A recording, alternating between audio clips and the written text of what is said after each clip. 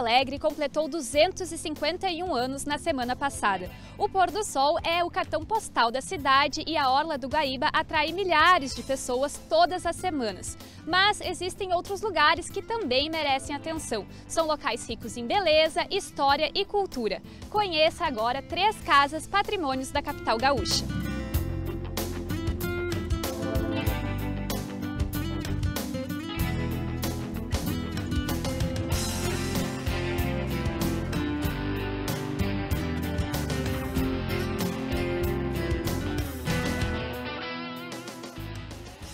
Nos últimos anos, Porto Alegre investiu em iniciativas para melhorar a qualidade de vida de seus moradores e atrair ainda mais visitantes. O Centro Histórico e a Orla do Guaíba, por exemplo, passaram por processos de revitalização.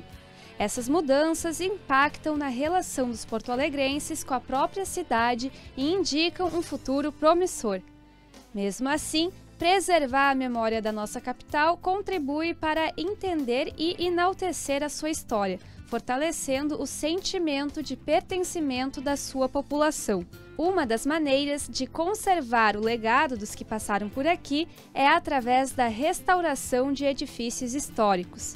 O historiador e coordenador de cursos da Escola do Legislativo, Jorge Barcelos, comenta a relevância deste tipo de projeto.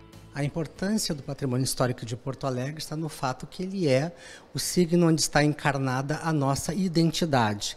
Ele fala da identidade do povo porto-alegrense. Ele mostra seus valores, mostra a sua história, mostra as suas crenças e mostra a sua evolução.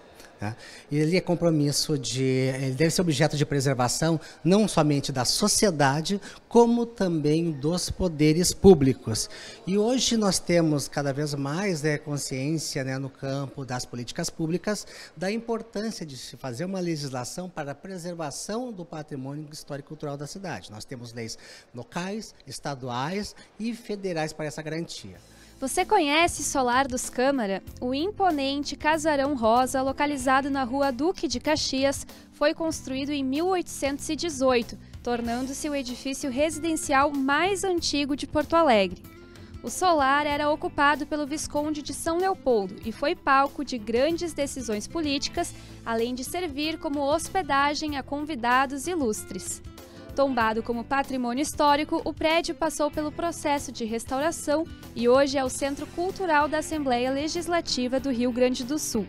A diretora do Departamento Cultural, Mariana Bascal, explicou o trabalho de preservação do Solar dos Câmara. A técnica utilizada aqui é uma técnica bem inovadora no Brasil, ela é a mesma técnica de restauro utilizada, por exemplo, na Capela Sistina.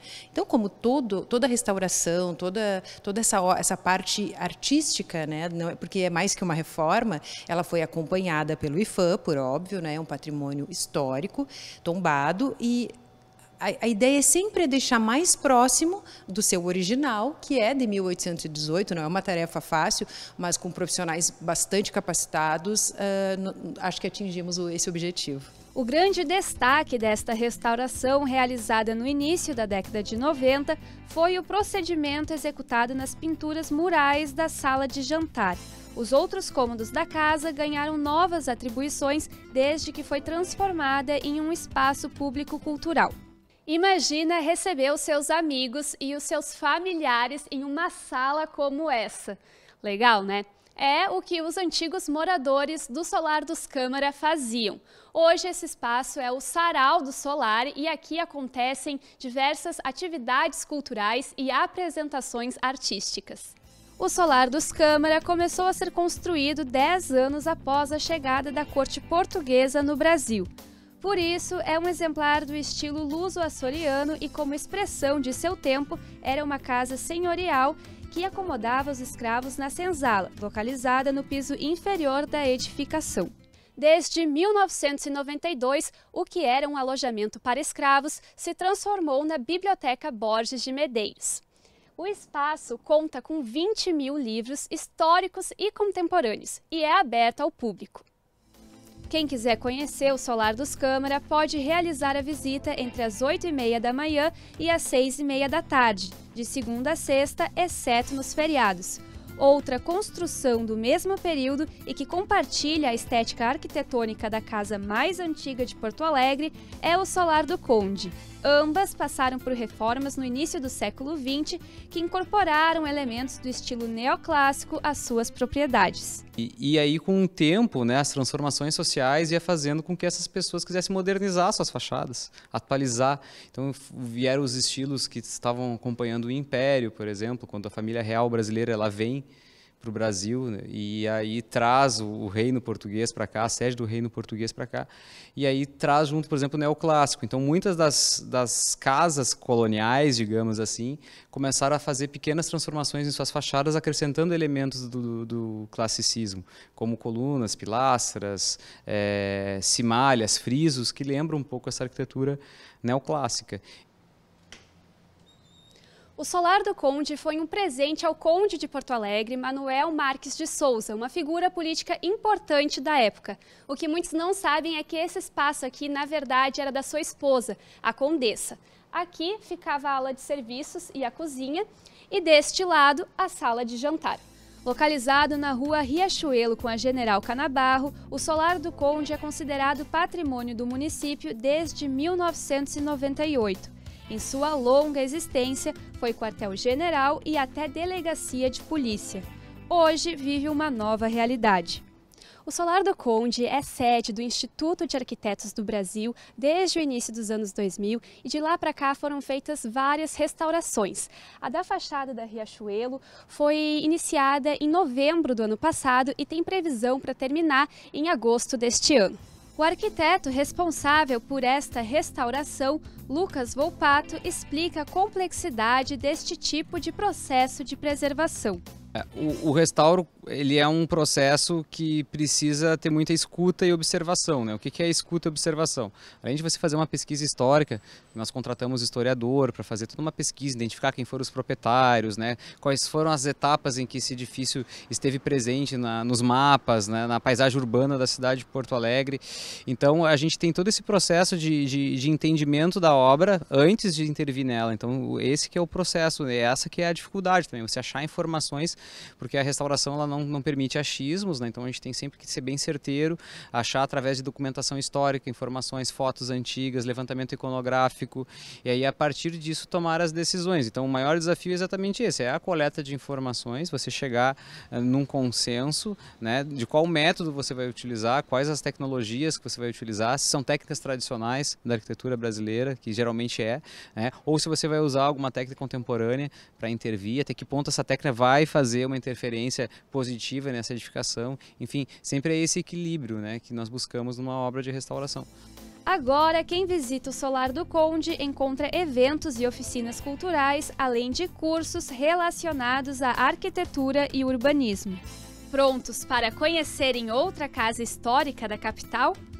Quem passa pela Avenida Independência nem imagina que aqui está um marco arquitetônico de Porto Alegre. Com o estilo Art Nouveau, a Casa Godoy foi construída em 1907 e integra um conjunto de residências burguesas do início do século XX. A Avenida Independência ela tem uma importância para a cidade de Porto Alegre porque significa um pouco da expansão dela para o norte, né? Então a Avenida Independência ela nada mais é do que um prolongamento da Duque de Caxias ou um prolongamento da Rua da Praia, não se sabe, né? Ela tem uma confluência ali e segue como Independência.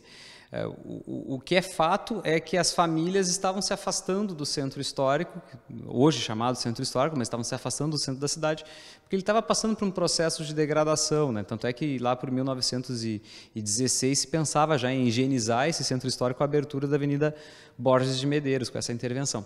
Então as famílias foram comprando terrenos e se deslocando, né, da Duque de Caxias, a antiga Rua da Igreja, em direção ao caminho do Moinhos de Vento, né, que é a Independência. E ali começaram a construir seus palacetes. Então aquele primeiro trecho que nós temos ali, da Barros Cassal até a Garibaldi, por exemplo, tem um conjunto hoje muito homogêneo desses casarões típicos da Avenida Independência e que representam o ecletismo da arquitetura. Entre esses exemplares está a Casa Godoy. A Casa Godoy, projetada pelo arquiteto alemão Hermann Menschen, foi construída na mesma época em que o Art Nouveau estava em alta na Europa. Com tecnologia importada, o prédio possui elementos da natureza que podem ser observados nos vitrôs e nos entalhes em ferro. Em 1939, foi adquirido pelo último morador desta casa, o psiquiatra Jacinto Godoy, que morou ali até 1959. Estamos entrando no seu escritório no segundo andar. Atualmente a casa é tombada pela prefeitura e existem projetos de restauração sob responsabilidade da Diretoria de Patrimônio e Memória. Apesar da Casa Godoy já ter passado por intervenções no final da década de 90, agora há um projeto de restauração em andamento. As obras englobarão todos os cômodos do edifício e o orçamento previsto é de R$ 7 milhões, segundo a arquiteta responsável pelo restauro, Roselene Possamay. A reforma será dividida em 2 etapas. Essa primeira fase a gente quer fazer das obras infraestruturais, né? Revisar os projetos de estrutura, de engenharia, de instalações elétricas, hidrossanitárias, plano de prevenção contra incêndio, né? Telhado, revisar telhado. E isso tudo está previsto, a gente está prevendo, estimando que seja em no máximo 1 ano. Em 1 ano a gente consegue fazer isso. Depois a gente tem etapas que é revestimentos, os rebocos dela que tem que ser restaurados, tem as pinturas externas, né? Tem todas as esquadrias que são muito detalhadas, são muitas esquadrias, são mais de 20 esquadrias a serem restauradas. Tem elevador, ela precisa de elevador, que é um elemento caro numa obra. Tem as pinturas parietais, tem os restauros dos elementos metálicos, então assim tem os forros com adornos, então tem bastante coisa, assim, bastante detalhe que vai exigir equipe especializada de restauro e isso vai demorar um pouco mais. No futuro, espera-se que a Casa Godoy possa receber novos visitantes. A ideia é ocupar esses espaços, nós vamos ter espaços também para pesquisa, onde vamos ter biblioteca na área inferior aqui da casa, né? E aonde poderíamos também receber esses pesquisadores, receber outras entidades, né, que também venham, né? Vamos ter espaço de reuniões e vamos também realizar algumas atividades com relação à divulgação de eventos que já aconteceram até aqui anteriormente e que poderiam se realizar em alguns espaços da casa. Uma das vantagens do investimento em restaurações de prédios históricos é o incentivo ao turismo e na preservação da memória da cidade. No Palácio Aloísio Filho, outro prédio referência no município, sede da Câmara de Vereadores, os parlamentares também apontam qualidades e desafios para o cenário cultural de Porto Alegre. As pessoas vêm de fora, ficam impressionadas com o estilo dos nossos prédios culturais, da nossa cultura, que o gaúcho tem uma cultura. Aí esses prédios vêm complementar aquilo que nós temos, que é uma cultura forte, enraizada na sua história, no seu passado, na sua política de sempre, né, de grandes personalidades. Então eu acho que vem ao encontro. Isso é muito importante, não só para o visitante, mas nós começar a conhecer aquilo que é muito bonito, que é a nossa história, através do patrimônio histórico de Porto Alegre. Patrimônio histórico é memória, né? Muito mais do que preservação de prédios antigos. Algumas pessoas taxam esses prédios, esses monumentos, essas praças e parques como velharias, né? É memória, é história, né? Então é, de certa forma, manter a história. Infelizmente, a cidade de Porto Alegre nunca investiu, né, na divulgação desse patrimônio, desse bem dos porto-alegrenses, e por isso, infelizmente, nós não temos grandes atrativos turísticos, mas nós temos espaços que são altamente propícios a justamente atrair, né, público em potencial para a atividade de turismo, né, fomentar a economia da nossa cidade. É mais um setor que poderia ser bem explorado, mas infelizmente não é. Como diz a famosa música, Porto Alegre é demais. Em cada canto da cidade, uma testemunha do seu legado. Para planejar um futuro, é necessário conhecer e valorizar o seu passado. Eu espero que você tenha aproveitado o nosso passeio. O Com a Câmara na Cidade termina por aqui. Eu te vejo na próxima edição. Até!